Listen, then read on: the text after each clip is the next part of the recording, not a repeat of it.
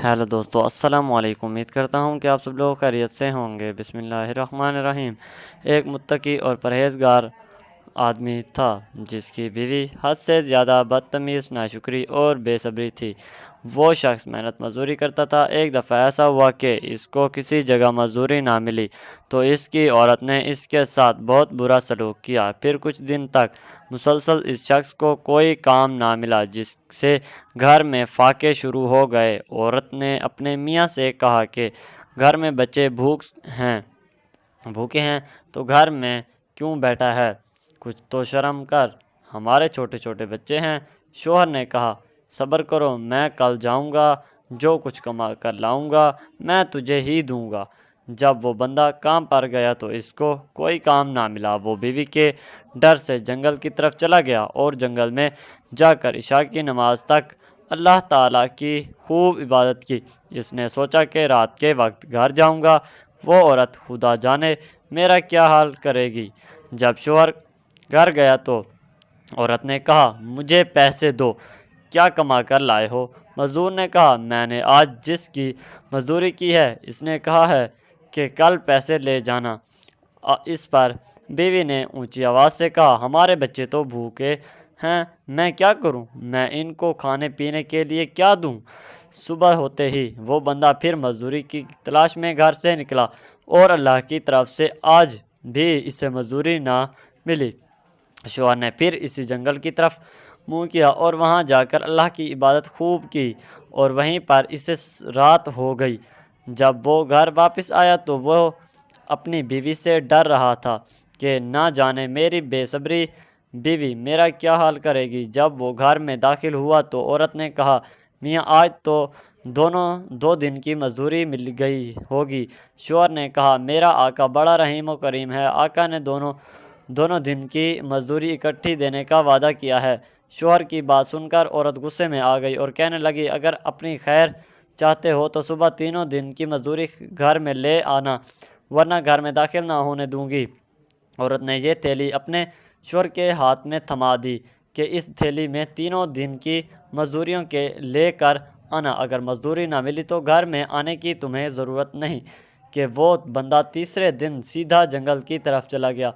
वो रात गए तक अल्लाह की इबादत में मशगूल रहा और रात को औरत के खौफ से इसने अपनी थैली में रेत भर ली कि मैं इसको तसल्ली देकर घर में तो दाखिल हो जाऊंगा, इस तरह कम से कम रात तो गुजर जाएगी।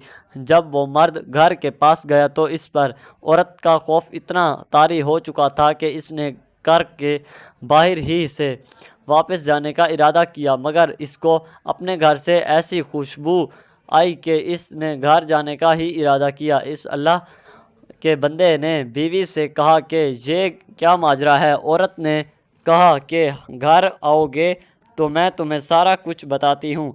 औरत ने शौहर से कहा कि तुम वाकई सच बोलते हो कि तुम्हारा मजदूरी देने वाला सच्चा है। मैं बच्चों को खाने पिलाने के लिए परेशान बैठी थी कि घर में कुछ नहीं। मैं ये सोच रही थी कि एक सफ़ेद पोश घोड़े सवार ने दरवाज़े पर दस्तक दी। मैंने दरवाज़ा खोलता तो इस बंदे ने मेरे हाथ में पैसे थमा कर कहा, ये लो अपने शौहर की कमानी, ये तुम्हारे शौहर की 3 दिन की कमाई है।